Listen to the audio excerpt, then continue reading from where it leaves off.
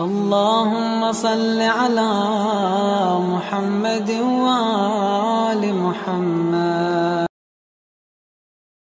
يا أبا عبد الله آمال بنصر الله، يا أبا عبد الله آمال بنصر الله، نهوى الموت شهداء في سبيل الله، نهوى الموت شهداء في سبيل الله. يا حسين أرواح نضحيها، أرواح على الموت تحوم، والحال اللي أثر فينا غياب الصدر المحروم، بيت الصدر يعود علينا وما تستفرد به القوم، من أجله نترك دنيتنا في سبيل الله، من أجله نترك دنيتنا في سبيل الله.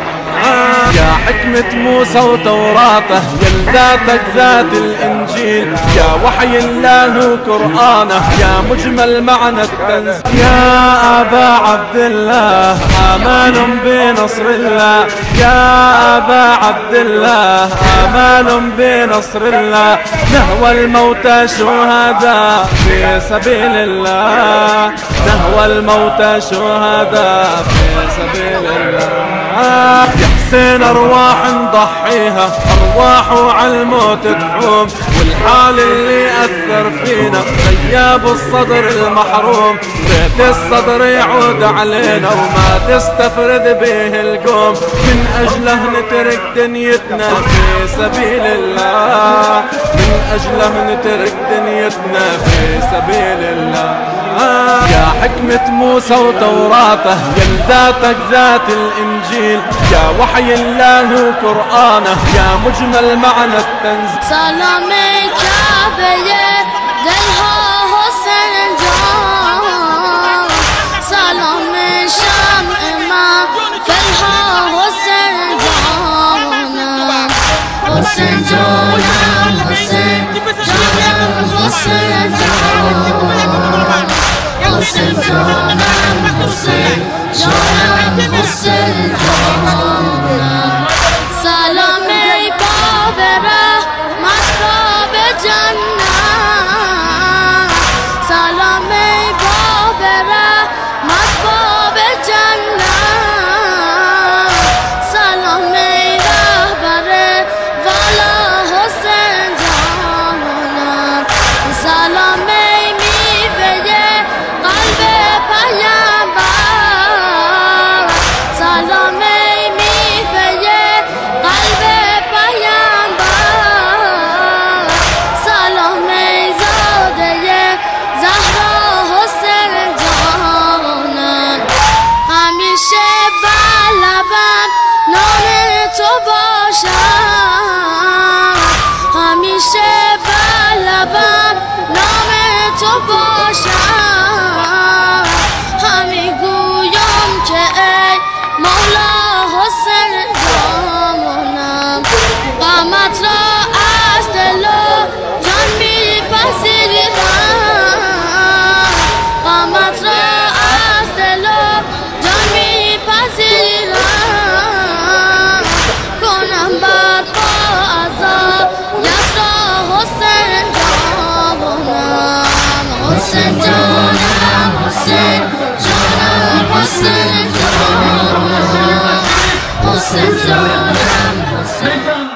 Allahu akbar. Soxna Chérif ak Chérif ñooy toog dend jàkkaarloog Chérif Mouhamed Ali Aïdara. Colonel Diouf a ngi noonu. Ndi colonel moom it ku ne Chérif la colonel. Ku ne colonel la Chérif. dama ni Chérif mooy colonel, colonel mooy Chérif. kon moo dama ne. Alaaji Maalik ñëw na. Maam Moussa yi ngi noonu colonel. nga xam ne ku baax ci docteur Alaaji Maaro. ndeysaan bu jegee Chérif Mouhamed Ali Aïdara yaa délégation baa ngi noonu. Chérif asna. Allahu akbar, Allahu akbar, Allahu akbar. Allahumma salli ala Muhammad wa ala ali Muhammad. Muhammad wa ala Allahumma salli wa ala ali Muhammad. Sama technicien bi dugal na spot bi. Technicien bi dugal na spot bi. Auzu billahi mina shaytaani rajiim. Bismillahi rahmaani rahiim. may njëkk nuyu sargal sëtu yonent bi toog fii Chérif sallallahu alayhi wa sallam di ndamu juliti àdduna bi yëpp umra la umma islamique di nuyu sëtu sëñ Touba fii toog si Assane Mbacké wax nga ko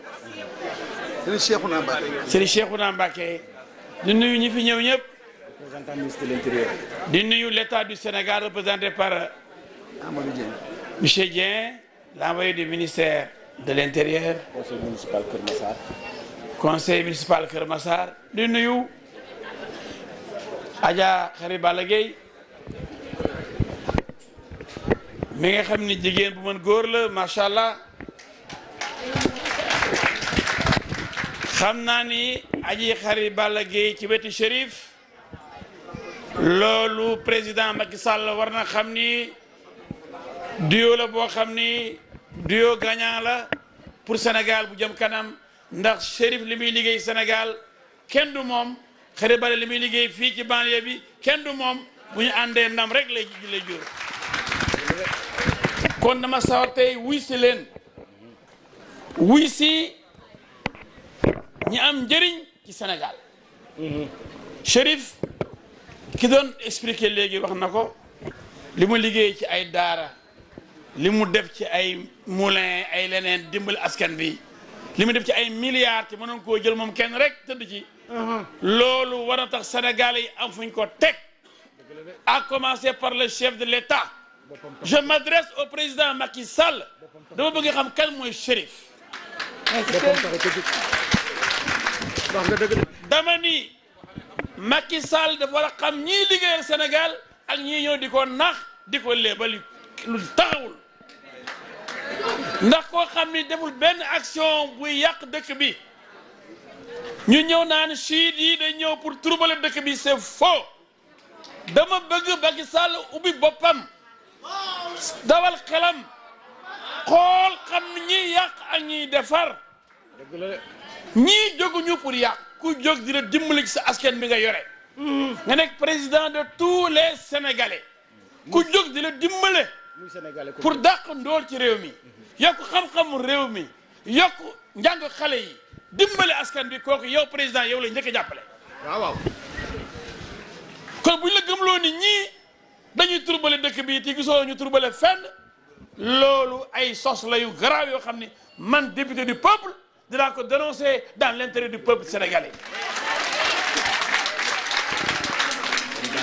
mani xam nga dama ni toog naan xëy na Chérif il est efficace dañ ko félicité bu demee bay junni sénégalais mab wuti ko waaye mais félicitations Chérif mais jàmbaar nga yow yaa wone mais ko wonewul dara ku yàcc ni yasar kenn du la topp mais buñ ko toppee nag ndax ndimbalam ci askan bi ndax nit kat doyewuñ ko dara lu may njëriñ rek nit ku la amul njëriñ kat doo ci topp di dari topp ci rek mel ni xaj loolu mënul am kon Chérif da nga am njëriñ dimbale sa askan bi topp la kenn mënu ko tous il faut que ça soit clair dama ni kon président de la République dama bëgg a xool Chérif li muy liggéey nga delloo ko njukkal yombalal ko liggéeyam jox ko li mu mérité bañ di ko galgal fii bu war a tabax ay université pour njàngi xale yi ñu naan ko non yow sa affaire dañ koy seetaat yéen wóoru leen waaye lan moo wóor a di fii defar une institut boo xam ne day am université complexe am lycée am école élémentaire am ay professeurs yu ñuy fay ñu jàngale lépp ci biir Sénégal loolu xam nga ne loolu ndamu Sénégal la dama ni comme dañuy bàyyi église bi di bàyyi protestant yi ñuy fecc ka sabaru heure bu la neexee dimanche église yi di jolli waaye ñi ni ay julit comme ñun man duma siit man murit laa mais ñoom ñoo bokk sunu yonent bi bokk sunu yàlla bokk sunu alxuraan bokk fi jëm xanaa yoo ni ñoo newul benn rek waaye ñoo bokk destination nga ñi ñëw fii tey am nañu jógee boor bi am nañu jógee boor bële am nañu jógee boor bee destination tey jii ci conférence bi la mais nan lañ mën dans un état laïque dama ni ku mu neex nga ne catholique Senghor catholique la woon Sénégal catholique yi ñoo gën a néew waaye dañ nekk fii pays de tolérance fii dañu am laïcité jël catholique Senghor mu jiite jullit yëpp loolu mooy Sénégal waaye sud yi nekk ay jullit comme ñun nekk ay musulmans à part entière gëm yonent bi di xeetu yonent bi gëm yàlla gëm alxuraan ñu di leen indil ay tolof ci fu seen liggéey naan ay affaires yi siid yi wóorul ma ne bu ñu kenn fontoo réew mi c'est la laïcité c'est la démocratie te ñoom ay nit ñu baax lañu catholique yi mais minorité la mais catholique yi exemple lañ Sénégal ndax dañu fi une histoire jamais mais fu ñu bëgg a tabax église yu bàyyi leen maa leen di nuyu nag catholique yi dañoo jub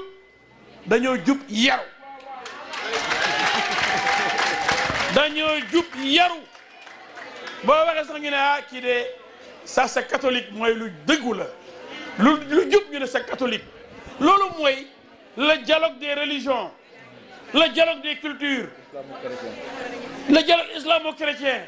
mais loolu mooy la tolérance religieuse loolu lañu war a doxal waaye dañuy gund xatal Chérif dañuy gund xatal projet bi parce que ay projet boo xam ni chiites yi ñoo ko war a def loolu daf ñuy tardeel loolu c'est injuste loolu c'est malhonnête loolu c'est violer même la constitution violer la laïcité de l'État sénégalais kon fii laa ne dio de cette tribune lay taxaw wax loolu ministre de l'intérieur mu ngi fii dina rendre compte ministre am rendre compte président de la République le président de tous les Sénégalais le président des chiites le président des sunnites le président des chrétiens le président des païens même ñi gëmul yàlla di jaamu ay xar wala ay nag wala ay garab président da leen war a bàyyi ñu jaamu sotti ay soow ak ay sunguf seeni xar ak seeni garab loolu lañu gëm seen droit la loolu constitution moo ko wax nañ bàyyi di wutal président ay noon di ko wutal ay frontières bu boobaa nag président boo xamul fiñ lay fàqal ñoom pour dugal la fa da ngay dem ba ñoom ñii nga xam dañoo gëm Chérif ndax Chérif kat dafa yomb a gëm koo xam lépp yàlla lépp yonent bi lépp diine lépp dimbale néew doole yi kooku ànd ak moom day yomb te nag ko kon Chérif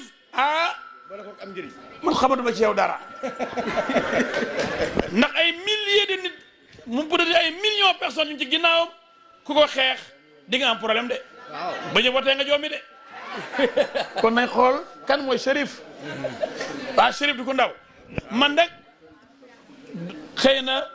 la ma xalaat lay wax du ma géwee ni Chérif moomuma bokkuma ci diineem mais sénégalais la député du peuple la ku fi nekkal askan bi ma nekkal la fi défendre la ndax askan bi la tax a jóg il faut que ça soit très clair man du ma géwee ni Chérif du ma employé Chérif moomuma jënduma mais député la buy gis di xàmmee di ràññee Chérif Sénégal kontaan na ci yow kon Sénégal yore na la njukkal dañu war a jox sa gëdd bu loolu weesoo may kontaan ci wisi xari ball Adja Xari macha allah jigéen bu mën góor jigéen bu am jom bu am fulla am fayda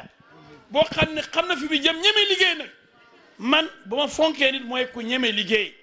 kuy ñàkk di jëriñu ba pare am solidarité di dimbali askan bi ànd ak say nawle say xarit bëggoo ñu xiif bëggoo ñu mar ànd ak ñoom ci sa doole loolu ma ne maa ngi la ci encouragé donc li ma bëgg a wax rek mooy man témoignage laay def rek ñaar ñooñu bu ñu àndee tey ji organiser lii Chérif présidé ko véritablement dama ni ànd boobu yàlla sax yàlla na yàgg lool ci teg ci siraatal mustaqima nekk njëriñu askan bi Sénégal jëm kanam jërëjëf ba beneen de surtout gërëm ñi nga xam ne yëpp wax nañu fi di gërëm maître El Hadj Diouf wane na maître Sénégal yëpp xam nañu ko waaye tey tamit wanewaat na ne moom c'est un homme libre wane nañu ko léegi moom dafa libre parce que wax bu ma wax fii nit bu libre rek moo ko mun a wax kon maa ngi koy gërëm di ko sant li ma bëgg a wax mooy man duma dellu ci projet ay développement ak yooyu parce que ñëpp wax nañu ko fii mais li ma bëgg a wax mooy dañu war a xam doomu aadama ñun doomu aadama message bi nga xam ne moom la suñu borom yàlla yónni doomu aadama depuis Adam jusqu'à la fin des temps contenu bi benn la rek message bi nga xam ne yàlla yónni na ko ci doomu aadama depuis Adama topp ci yenent yi ba suñu yenent Muhammad sallallahu alayhi wa sallam ba àdduna jeex c'est le contenu est le même c'est aider l'être humain à aller vers la perfection kon suñu xamee loolu rek dinañu xam ne amul chrétien amul jullit amul lii nit dafa am ñaari façon rek ku baax ak ku bon loolu moo tax nag nit ki soo bëggee àdduna bi yépp mu yàqu mu bon àdduna bi nit ñi ñëpp duñu yàqu waaye yow di nga yàqu soo bëggee àdduna bi yépp aussi mu baax àdduna bi yépp du baax waaye yow di nga baax kon yàlla nañu def nit ñi nga xam ne dañuy bëgg a jàmm ak lu baax su loolu weesee maa ngi bëgg a wax julliti àdduna bi yépp gëm nañu benn yàlla gëm nañu yenent bi Muhammad sallallahu alayhi wa sallam gëm nañu alquran bi te jullit yi yépp dañuy julli 5 prières jullit yi yépp dañuy woor ci Ramadan su ñëwee jullit yi yépp dañuy joxe zakat ku am moyen dina dem aji kon ñun loolu jullit yi yépp d'accord nañu ci loolu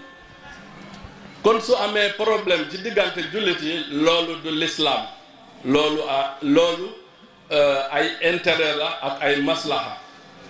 waaye ñun jullit yi suñu d'accord ci point yi yépp ñun kay war nañu jël li ñu d'accord ñu jógee ci loolu waxtaan ci li nga xam ne d'accorduñu ko loolu war na mun a nekk suñu xoolee tey ci àddina bi ngeen dem ci dëkk bu mel ni Inde dafa am 1 milliard d'habitants mu am 150 divinités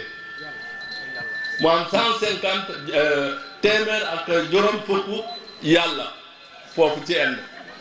mu am 800 mooy juróom ñeenti téeméer gëm-gëm te ñu ngi dund ci jàmm ñun jullit yi ñu am yàlla ñu am yeneen benn yàlla ñu am benn yeneen ñu am benn alquran suñu mbedd yi yëpp mu ngi fees deret loolu war nañu ko seetaat nan lañu koy seetaat dañuy xool ndax topp nañu islam bi nga xam ne moom la suñu yenent Muhammad sallallahu alayhi wa sallam indi foofu la ñu war a xool parce que ñu bare ñu ngi waxu jihaad wax lii ak lii suñu yenent Muhammad sallallahu alayhi wa sallam musul ci dundu am def li ñuy wax ne une guerre offensive suñu yenent bi Muhammad musul dem di attaquer nit suñu yenent Muhammad dañu ko doon attaquer muy défendre boppam su ngeen xamee histoire ngeen xool bataille yu gën a rëy ci l'islam ci wetu Médine la ñu am li tax loolu dañu doon ñëw attaquer ko mu génne mu défendre boppam jeex na suñu yenent bi moom l'islam bu mu ñu indeel c'est un islam de paix c'est un islam d'amour c'est un islam de tolérance et de partage kon ku topp enseignement originel suñu yenent Muhammad sallallahu alayhi wa sallam yow mënuloo nekk nitu lu dul nekk nitu jàmm rek ngay nekk loolu bëgg naa ñëpp xam loolu xam ne l'islam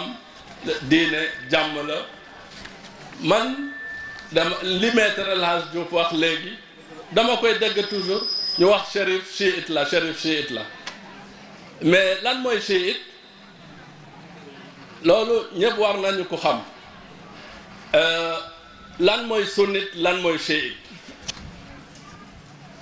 ñun ñi nga xam ne dañuy wax ne dañuy topp ahlul bayt waa kër yenent bi ñun la ñuy wax chiite waaye ñi nga xam ne dañuy wax sunnite ñoom tamit dañuy topp waa kër yenent bi mais nan nga ngeen koy xamee mooy chia mooy ki nga xam ne dafa topp def ki nga xam ne moom la topp mel ni mu mel loolu mooy chia kon kan moo gën imaamu ali topp yenent bi muhammad sallallahu alayhi wa sallam kenn gënul yenent bi nekk chiite parce que moom amul koo xam ne bëgg na ko nu mu bëggee woon Seydina Ali kon suñu bëggee xam fii kan moo gën a nekk chiite mooy yenent bi kan moo gën a nekk sunnite mooy Ali bi ko doon topp waaye ñun suñu dëkk bi dafa am problème parce que li nga xam ne moom la ñu indi fii ci xam-xam ci diine l'islam dafa tuuti li ñu jàng loolu dafa tuuti te li ñu jàng li ñu ci comprendre dafa tuuti li ñu comprendre li ñu ci jëfandikoo dafa tuuti loolu moo tax dañu war a continuer di gëstuwaat di xoolaat ñu xam ne ñun lenn rek la ñu topp mooy yàlla dafa ne yaa ayyuhar rasul yàlla dafa wax ne yaa ayyuha alladina amanu atiu llaha wa atiu rasula wa ulil amri minkum kooku du man maa ko wax alqur'ana moo ko wax alqur'ana mu ne atiu llaha obéissez à Dieu wa atiu rasula obéissez au prophète wa ulil amri minkum et obéissez les détenteurs du commandement les détenteurs du pouvoir ventilateur moo ma sonal la léegi nañu xool bu baax verset bi bu mu wàccee saxaaba yi yëpp dañu ñëw wër yenent bi Muhammad sallallahu alayhi wa sallam ñu ne ko suñu yenent dégg na aaye bi yàlla mu ngi wax ne atiu llaha topp leen yàlla loolu xam nañu ko jàngal nañu loolu nga ne atiu rasula topp leen yenent bi ñu ngi lay topp xam nañu loolu mu ne wa ulil amri ak ñi nga xam ne ñoo yor le pouvoir ñoom ñoo yor mbir mi mooy autorité bi léegi ñan ñooy ñooñu mu ne Ibnu Abbas xool ma bu baax mu xool ko mu ne gis nga man yenent bi mu ne waaw mu ne ana madinatul ilmi wa aliyum babuha man je suis la cité de la connaissance Ali en est la porte man may buntu xam-xam man may néegu xam-xam Ali mooy buntu bi mu ne yàlla du yónni koo xam ne dafay juum un guide doit connaître parfaitement son parcours sinon s'il se perd c'est tout le monde qui se perd avec lui ñun nag waa ahlul bayt dañu gëm ne yenent bi il est infaillible il est parfait et impeccable tout ce qu'il dit est vrai donc yenent bi mu ne ko Ibnu Abbas xanaa yow xamuloo yàlla musul yónni yenent te mayu ko 12 apôtres mu ne ko yenent boo xam ne yàlla yónni na ko dina ko jox itnay ashara naqiban 12 apôtres mu ne waaw mu ne man nag ñi nga xam ne ñoo mbir mi ñi nga xam ne su ma fi nekkul ñooñu ngeen war a topp mooy samay doom yi mooy ki ci jëkk mooy imaamu Ali alayhi salaam mu ne après Ali doomam bi imaam al-Hasan mooy doomu Fatima Zahra bi mu ne après kooku doomam bi al-Hussein alayhi salaam kon ñun yenent bi ci boppam moo ñu wax nañu topp imaamu Ali alayhi salaam ñu topp waa këram mais topp waa kër yenent bi kay loolu warul indi problème nit bu nekk mun na topp li ko neex madhabu ahlul bayt bii nga xam ne moom la ñuy wax tey madhabu chia moom rek moo amoon pendant ñaari siècle avant mu am yeneen madhab mooy madhab ahlul bayt moo fi nekkoon. kon loolu bëggoon naa ko leeral mu leer ñun madhab ahlul bayt la ñu topp waaye ñun li ñu jàngal ci madhab ahlul bayt mooy jullit du def loo xam ne du def loo xam ne dina indi fitna loolu moo tax yenent bi moom musul def guerre offensive kii nekk ci madhab ahlul bayt mënul sax rey melentaan waxuma la di dem di rey doomu aadama ci tuuru yàlla. maa ngi nag defiyee fii ñëpp di wax nit ñi kenn du mus a gis àdduna bi mu commencé ba fay tey fu ñu toog fii ku ñu wax ne madhab ahlul bayt la nekk chiite la muy jël ceinture di ko takka di dem di rey ay jàmbur amul loolu amul nit ñi ñëpp xam nañu ne ñi nekkoon fii di Mali di toj bàmmeel yi di dagg tànk yi di dagg loxo yi di dagg bopp yi duñu ay chiite ñi nekk Nigéria tey di def li ñuy def foofu ñëpp xam nañu ko duñu ay chiite Boko Haram ak ñeneen ak ñeneen ak ñeneen ñëpp xam nañu loolu te ñëpp xam nañu ñooñu ñan lañu te ñëpp xam nañu ñan ñoo leen di financer ñëpp xam nañu ko nit ñi léegi dofuñu de nit ñi xam nañu lépp kenn mënu leen nax waaw léegi nag man li ma bëggoon wax daal bëgguma guddal wax bi mooy ñun li tax ñu jóg mooy defar man comme ni maître El Hadj Diouf waxee c'est vrai man su ma bëggoon damay jël samay bubb defar samay immeuble bés bu mu ne su ma xëyee ma dem seen bureau yi ci bureau ministre yi ci bureau directeur ma ñaan leen addiya ñu jox ma ko de mais defuma loolu ki ma xam man Chérif te xam ma bu baax xam na ne bi ma amee 16 ans laa commencé di liggéey man damay liggéey te du ma jël benn dërëm taalibe man damay liggéey te li ma liggéey aussi su ma ko amee fu ma ko amee ci àdduna bi dama koy indi fii Sénégal waaw te fii ci Sénégal mësuma fi tabax école def fi projet de développement wax ne projet bi pour chiite la rek ou pour jullit la ku dem tey fii ci Najaf da ngay xam ne depuis 10 ans man rek Chérif maa nekk fii di produire banane en bio chaque année je produis plus de 3000 tonnes de banane te tool boobu soo demee da ngay fekk chrétien foofu da ngay fekk ñépp foofu parce que man li may def doomu aadama moo tax ma di koy def waaw waaw waaw salawaat ala Muhammad wa ali Muhammad parce que man doomu imaamu Ali la te ci école imaamu Ali laa jànge te moom dafa wax ne doomu aadama ñaari façon la rek dafay nekk sa frère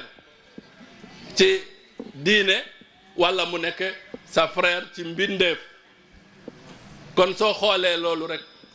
koo gis rek yàlla ngay gis ci moom waaye doo gis keneen ak leneen loolu loo xam moo xam ne nit ñi war nañu ko comprendre xam ko ñun Xadi mi bi ma ko xamee ba léegi dama ko xam ci ñaar yooyu nag mooy li nga xam ne moom la suñu yeneen sant suñu yeneen dafa ne liggéeyal leen seen àdduna bi ba mu mel ni du ngeen dee ngeen liggéeyal seen àllaaxira ba mu mel ni suba ngeen di dee su ngeen defee loolu rek du ngeen ñàkk te Xadi man ci loolu rek laa ko gis loolu moo tax may ànd ak moom waaw Xadi ànduma ak moom su doon dafa doon ñëw rek ma am li may defante mu dem mais dama ànd ak moom parce que dama gis ne su ma àndee ak moom dinañu gën a def loo xam ne dina dimbale askan wi loolu moo tax ma di ànd ak moom te li ma gis ak moom rek liggéey rek moom laa gis ci moom